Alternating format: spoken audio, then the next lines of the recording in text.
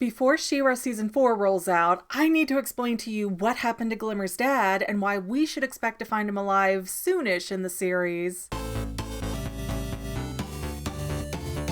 Hey friends and family members, I'm McGann. Welcome to the Fangirl, a web series that sees it all coming. So, the Season 3 finale of Shera had an interesting moment with Glimmer's dad, King Micah. If you haven't seen that episode and you don't plan on it, the gist is that we're in this warped reality of Etheria where everybody kind of gets what they want. So King Micah is still alive, Adora is still with the Horde as a force captain, and Catra is very happy to have her around. But Shera and Scorpia really notice that something's not right, and they go around sort of infecting everyone else to make them realize that this isn't how it should be. Eventually, this leads back to Queen Angela, where she tells her husband that she can't just stay there with a memory and leaves. I miss you so much, but Glimmer needs my help, and I can't stay with nothing but memories. Angela, Goodbye, Micah.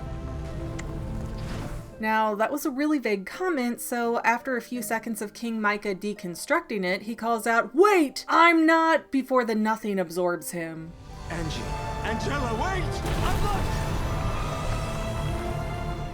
Yeah, I know it's not the real nothing from the never-ending story, but until they give that mess a name, that's what it is. Now, most people think that King Micah is trying to reveal that he's not dead, and there's actually a lot to support that idea. Firstly, Queen Angela acknowledges that she's a coward and she stayed behind when Micah went to fight. So whatever happened to her husband was hearsay. She didn't see it for herself. Next, as far as we can tell, there was no one else who came back from the dead in the last 2 episodes of Season 3. Things got reset as if Shera never happened, but Micah was killed years before that. So with or without Shera, King Micah should be dead in this happily ever after universe. In fact, Catra tells us that the Horde has been more aggressive and successful with Adora leading, so the battle that supposedly killed King Micah would have still happened whether it was a perfect world or not. Finally, the Horde is known to recruit royals, which is why we have Scorpion and Entrapta in there. Remember, the Horde's prime directive is to take over Etheria, and that means the best chance for followers is to assimilate the leaders. It's kind of like a religion where if you recruit the king or the queen or the princess, but no princes, because no one in Etheria seems to be having sons, then that's a much easier path to getting all the ruler subjects to convert as well. As the king goes, so do the people. Sure, killing off royals can be effective too, and the Horde is certainly not beyond that, but scared people are a lot less likely to comply than people who were brought into the fold peacefully by an authority figure they trust. Now, the Horde has been combating rebellions for decades, which is why they become such a brute force. But as we saw with Scorpia and her people, compliance is rewarded with high-ranking positions in the Horde's force, meaning it's in the Horde and the kingdom's best interest to make nice with the leadership in Etheria. So it would make sense that King Micah wasn't killed, but captured in secret so that they can brainwash him and then release him back into Bright Moon so he can infect others for the Horde like a virus. Trouble is, Micah is a very exceptional sorcerer, so they can't put a spell on him that's strong enough to stick. And from Shadow Weaver's reactions, it seems like she really believes that King Micah is dead because he was her favorite student, so Micah might not be trapped in the Fright Zone. Instead, King Micah might be away in some secret prison, or he's off with Horde Prime being re-educated. And heck, who's to say, maybe Micah has been brainwashed for years, but because Etheria's been hidden, they can't exactly set him free. That would be a really interesting direction to take the series, especially since they deal with a lot of psychological issues.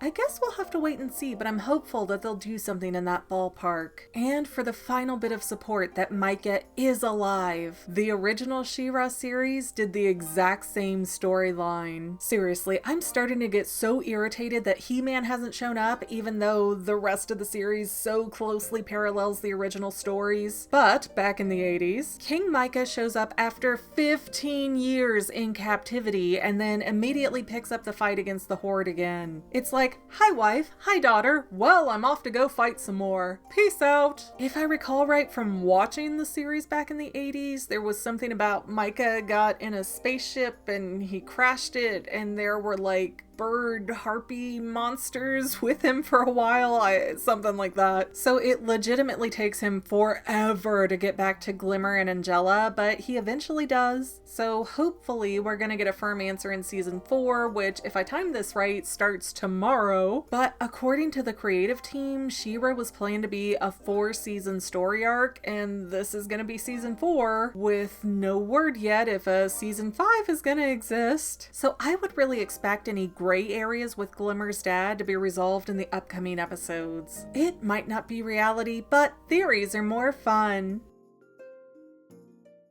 I didn't really have anything much planned out for Derp, so I'm just going to tell you about my temporary hair dye today, because usually when I have colored hair, there's people going, "Oh, I love that, what is it?" Well, this is Splat Rebellious Colors limited edition 1-wash temporary dye in piercing pink, which is a promotional thing from Disney's Descendants 3 that we got at VidCon way back in July when we went to VidCon. I'm trying to finish up using these so I can, actually dye my hair again. And the more I try out the Splat stuff, the more I really don't care. Are you serious, cat? And the more I try out the Splat stuff, oh my goodness, kitty, shush! But the more I try out the Splat stuff, the less and less happy I am with it, because it takes forever to dry, and then if you even moisturally touched your hair, I made up a word! If your hands are even slightly moist and you touch the colored part of your hair, it comes off everywhere, it gets all over your clothes. Now, it does wash off easy, so that's a win, but I would personally rather just use real hair dye, which costs about the same as the 1-wash temporary dye, and not have so much long-term mess. But that's just my preference. If you really just want something that's going to wash all out in one day, 90% of the color does come out with one shampoo and conditioning, so that's good. But yeah, this is my third one of these I've tried, and I have not been a fan of them all. And they go on, they just kind of like tangle up your hair really badly when you try to apply it. Maybe it's because I have thick hair, I don't know. So yeah, unless you just really want it for one day and you have hours and hours to blow dry your hair or wait for it to dry, then sure, go for it. If you have a life or you have a time frame, this is not a good product for you. And I know there's some of you that are gonna go, "The end of this video was irrelevant." Yeah, no doy, because once it says, "Hey, this is the derps now," we're not doing the theory anymore. We're into the vlog section where I just kind of hang out with people and talk to talk. I'm running my mouth for the sake of talking, but it is relevant because Shera has the most magnificent blonde hair in the universe, so hush and shush. Anyways, that's all I got, guys, so I'll see you next time, family members.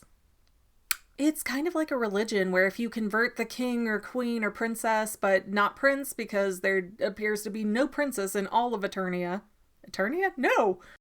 Well, family members, we're almost done, but I want to invite you to hang out with me in some other places. I'm on Twitter and Instagram as my own personal self, and I have a Facebook page too, but I mostly just post photos over there. And sometimes people say, "Hey McGann, I want to mail you something. How do I do that?" Easy. Just click the About tab on my channel page, and my most current P.O. Box info will be right there. I also run another channel, The Family. It's really a hodgepodge channel where we might post anything. Oh yeah, and I also sell shirts and stickers and stuff with the Family and the Fangirl logos. If that is your cup of tea, I have a link in every description of every video. Finally, if you want to help out the Fangirl channel and make sure I'm putting out video essays for years to come, the best way you can help is by subscribing and watching more of my videos, whether they're new, old, whatever. Maybe even share one or two on social media, help spread the word. People who watch to the end of videos like you helps to tell the site, "Hey, this is a good video, we should recommend it to other people." So if you made it this far, leave me a comment of something like, "Hey, I made it to the end. Love ya. See you next time, family members. Bye."